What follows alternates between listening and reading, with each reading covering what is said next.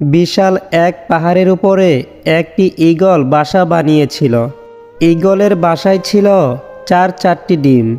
প্রতিদিন সকালে সে এগুলো রেখে খাবারের খোঁজে উড়ে যেত।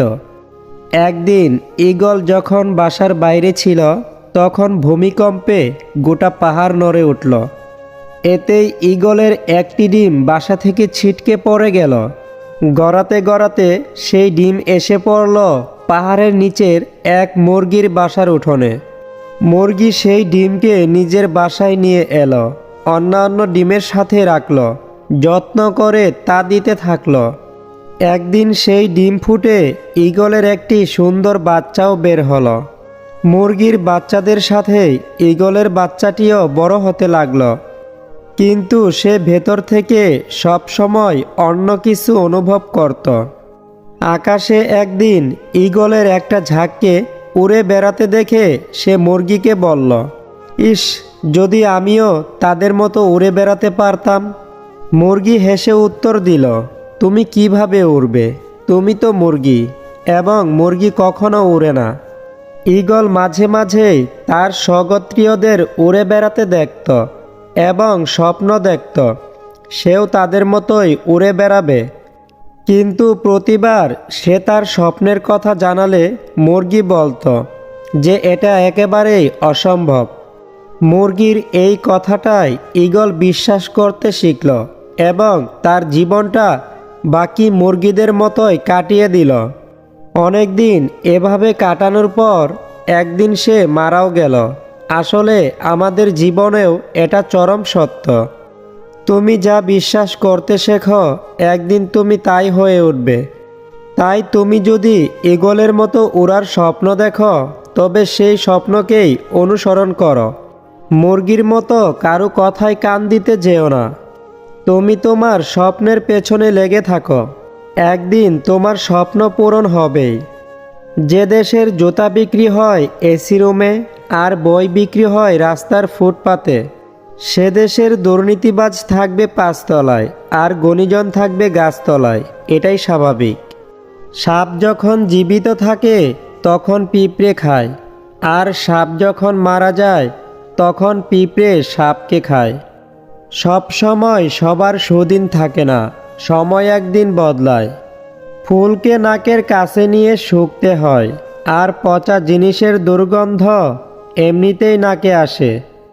তেমনি যোগ্য লোককে ডেকে কাছে নিতে হয়। অযোগ্যরা আপনা আপনি আপনার কাছে এসে তেল দিতে চায়। ১ কেজি সোনার মূল্য ৫০ লক্ষ টাকা। ১ কেজি সাপের বিষের মূল্য ৪ কোটি টাকা। ফ্যাক্ট হলো, এই সমাজে ভালো মানুষের চেয়ে বিষাক্ত মানুষের দাম অনেক বেশি। ১ টাকার কয়েন মাটিতে পড়লে শব্দ হয়, কিন্তু ২০০০ টাকার নোট মাটিতে পড়লে কোনো শব্দ হয় না। একইভাবে জ্ঞানী ব্যক্তি লোকজনের সাথে তর্ক করে না, কিন্তু মূর্খ ব্যক্তি সারাক্ষণ তর্ক করবেই। জীবনে সবসময় ২০০০ টাকার নোটের মতোই হওয়া উচিত। অযথা তর্ক বিতর্কে না জড়ানোই বুদ্ধিমানের কাজ। জাহাজের চারপাশে জল থাকে, কিন্তু জাহাজ ডুবে না। যখন ওই জল জাহাজের ভেতর প্রবেশ করে তখনই ডুবে।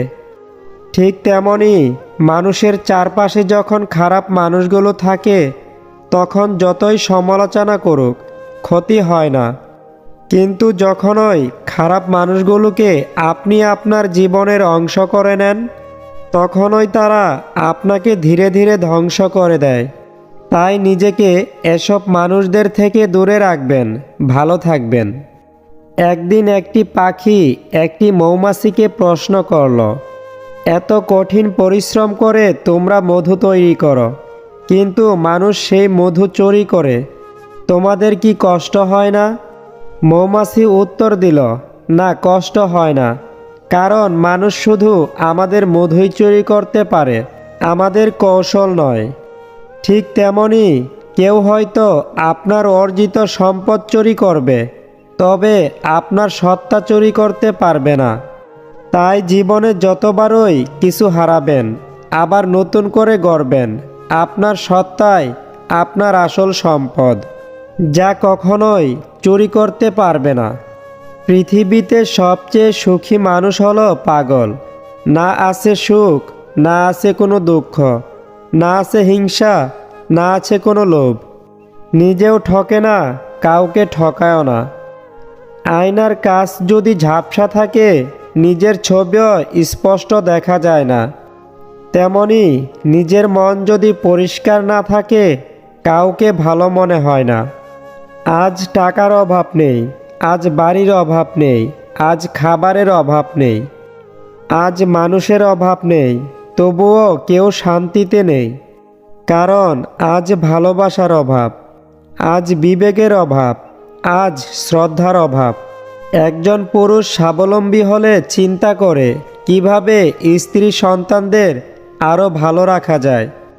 আর বেশিরভাগ নারী স্বাবলম্বী হলে চিন্তা করে, আমার এখন আর কাউকে দরকার নাই, আমি একাই চলতে পারি। হয়তো এই কারণেই আমাদের শিক্ষিত স্বাবলম্বী মেয়েরা ডিফুর্জের শীর্ষে রয়েছে। যখন দেখবে দরিদ্ররা ধৈর্যহারা হয়ে গেছে, ধনীরা কৃপণ হয়ে গেছে, মূর্খরা মঞ্চে বসে আছে, জ্ঞানীরা পালিয়ে বেড়াচ্ছে, শাসকেরা মিথ্যা কথা বলছে, তখন বুঝবে একটি দেশ ও সমাজ নষ্ট হয়ে গেছে। বৃষ্টি তো তখনই হয় যখন আকাশ মেঘের ভার সইতে পারে না। আর কান্না তখনই হয় যখন হৃদয় কষ্টের ভার বইতে পারে না। এই পৃথিবীতে কেউ নিখুঁত নয়, কারো দেহে ক্ষত, কারো মনে, আবার কারো চরিত্রে। কম কথা বলুন, বেশি বেশি চিন্তা করুন। মনে রাখুন, যে মাছ মুখ বন্ধ রাখে সেই মাছ কখনো বড়শিতে আটকা পড়ে না। সব সময় নিজের সিদ্ধান্তে চলুন, কারণ এই দুনিয়ার কেউ কারো ভালো চায় না। মনকে যে নিয়ন্ত্রণ করতে পারবে, একমাত্র সেই সুখী হতে পারবে। ঘরের লোক শত্রু হলে যা করবেন, তাদের সাথে যোগাযোগ বন্ধ করে দিন এবং আল্লাহর কাছে দোয়া করুন যেন তাদের সঠিক বুঝ দান করেন। সর্বদা সবাইকে সৎ কাজের আদেশ করুন এবং অসৎ কাজে নিষেধ করুন। দেখবেন ভবিষ্যৎ এমনিতেই সুন্দর হবে। তো বন্ধুরা, আজকের ভিডিওটি এই পর্যন্তই। ভিডিওটি আপনাদের কাছে কেমন লাগলো তা অবশ্যই কমেন্ট করে জানিয়ে দিন।